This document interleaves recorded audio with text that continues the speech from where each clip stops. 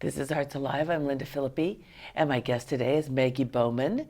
Maggie is a prolific silversmith who lives here in McMinnville and has been obviously very, very busy creating many beautiful things, some of which, by no means all, but some of which she's brought to the show today. So welcome, Maggie. Thanks so much. I love this whole channel and the whole Arts Alive. Oh, gosh, I'm so glad you're here. Thank you. So it looks like you've been really, really busy with so many amazing things. Where do we want to start?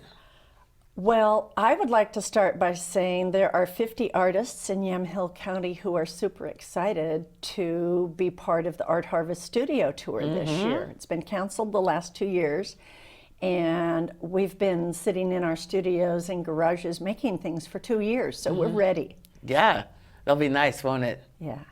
Yes, I think it's going to be really wonderful this year, and 50 artists. I mean, you can just see the pent-up demand among the artisan community as well as everybody else. So, and we have over 20 brand new artists. I think that's great. And some really interesting people and artwork. And then, and here we are with you, because you've been on the tour how many times? I was thinking about 8. Okay, all right. Yeah. But always something new. So you want to start talking about some of the work that you've been doing? Sure. During the last couple of years, I've spent a lot of time alone in my studio, and I have a somewhat vivid imagination, so I started making some fun things, and I'm not sure they're completely original, but I've tweaked them enough that they are mine. Sure. So, you want to talk about the belt, because that's so amazing. I mean, you walked in wearing it kind of clinking a little bit, and that was wonderful, but just to be able to show it to people. I would. I have finished something that has been in my head for about 20 years, and it's a silver belt. It's all sterling silver, and there are 12 sections to it. I love red-tailed hawks, so I used one of my images of a red-tailed hawk, and there's a long, convoluted process on how to get this image onto the metal so you can, it's a resist. And I etched 12 hawks, and then it occurred to me, well, maybe I need them flying over something. So I chose the 12 tallest mountains in Oregon, in order, starting from Mount Hood all the way down to Mount Thielsen up by Diamond Lake. Oh, interesting. So I did the best I could to get the images of the mountains, and it's really fun. Etching is such a magical process. Anything you can think of in your mind or that you can draw, you can put on metal. You just draw it onto the metal. You draw it onto the metal. Well, there are about 12 to 94 different ways to put your image on the metal. But for beginners, and I have a few people I'm working with right now, you can take fingernail polish and a tiny little brush, and you can paint your design on a piece of metal. Copper is a good one to start with because it only takes salt water. Oh, okay. It's a very safe procedure. But nail polish works 100%. It resists the salt solution. Okay. So it stays high, and everything else on the metal goes away. Actually, it lands in the end of the tank. And when I do silver, I use a different chemical called cupric nitrate. And the metal that falls to the bottom of the tank can be recovered. Oh, interesting. Okay. So it's not wasted. Nothing's wasted. I love it. And then that's how you get, so for lack of a better term, that's how you get it in relief or get it to stick up. Right. Okay. Right.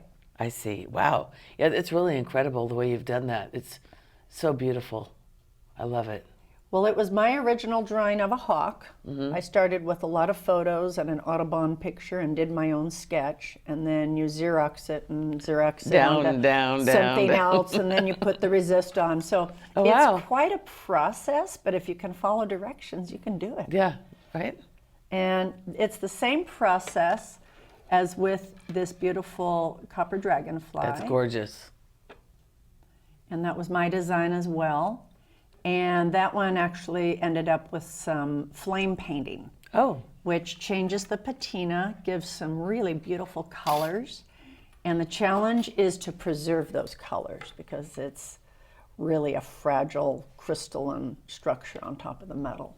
So do you have to fire it, or how do you do it? You use a torch with either Oh. acetylene or propane oxygen combination, and the chemical change on the metal is just happens. Each color represents a temperature, Okay. so you have to control the tip of the torch as you're putting down the color. And when you're done, I've come up with a way to sort of save the color. It's really hard, but if I gave that to someone without any treatment whatsoever, it would fade. Okay. And that's the nature of copper painting. It's very hard to preserve that color. So how do you preserve it? Secret? I will share because I've worked on this for 5 years. Oh, my heavens. Basically, you take the piece on a paper towel and you put it in the bottom of an empty trash can. Okay. And you take your sealant and you very gently spray it. Stop, wait 15 minutes. You do it 3 or 4 times. Let it really solidify. If you get it wet, if you spray closely, gone. The color is gone. Yeah. Turns yellow. Oh, wow. So you have to be really deliberate. Take your time and... If you can create a mist, a vapor. I even had friends in Newburgh, actually a former student, try powder coating for me. Oh, wow. And that is promising as well. So Interesting. I'm going to pursue that. I like it. Yeah. So what else did you bring us? I brought a huge cuff with a beautiful stone. Is that turquoise? That is not turquoise. Okay. And it has slipped my mind at the moment, but Oh, I'll okay. think of it as we talk. Okay. It's from the Dominican Republic. Oh, it's beautiful. This is a beautiful stone, a pendant that has Tiffany stone, and then it's articulated and some purple amethyst That's stones. really to incredible the way you accent it. do that, yeah. One of my favorite instructors, Cindy Proctor, always said to me, people are going to look at the back of your jewelry, so Okay. give them something to look at. Okay. So this one Ooh, wow. has Yeah. a sun god on Okay, the back. I love it.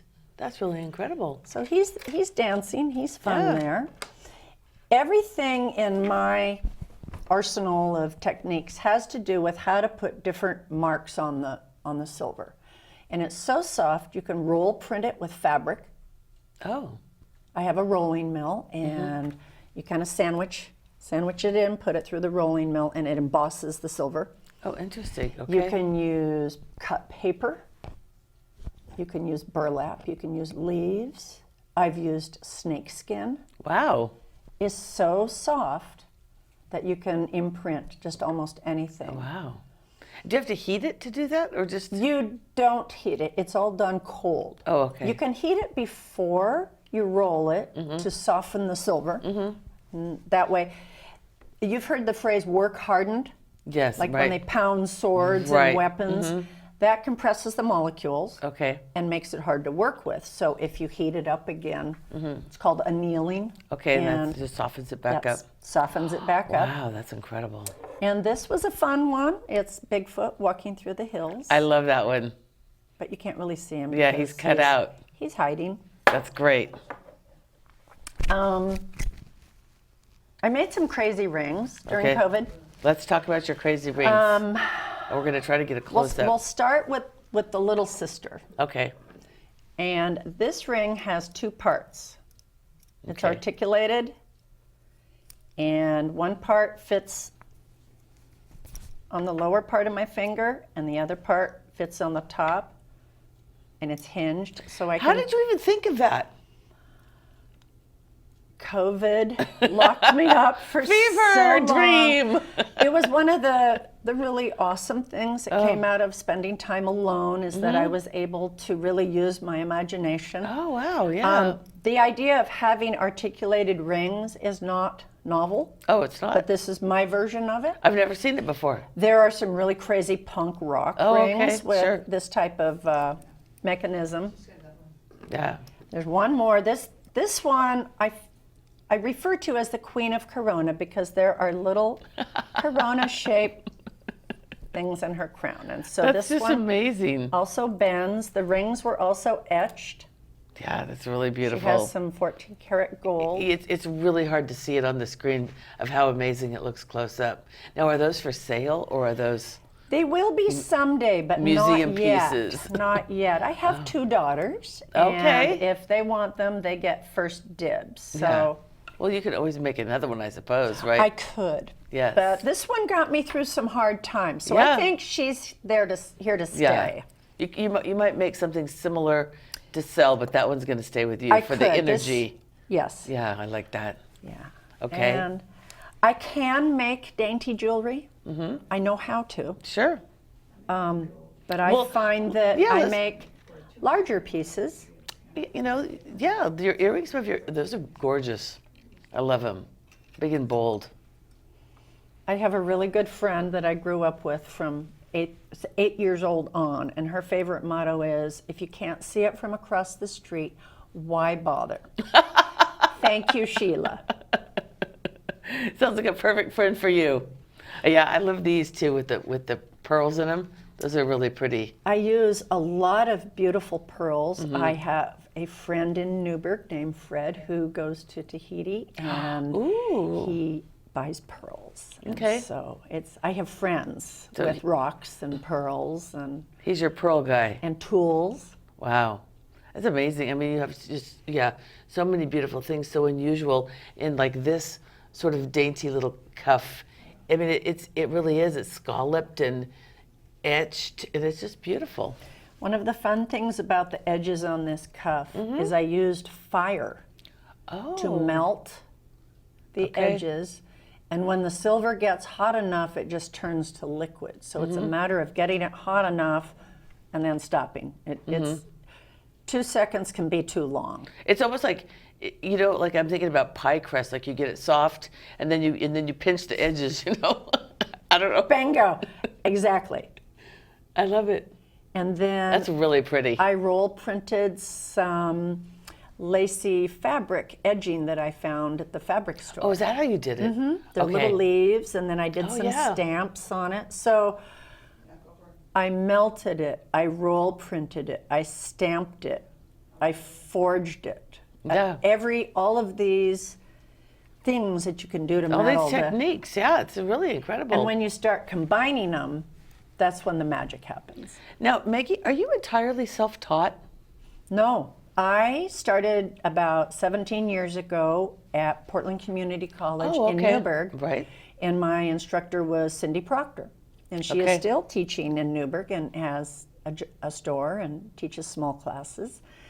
But I've had many great classes. I belong to the Creative Metal Arts Guild in Portland. Okay.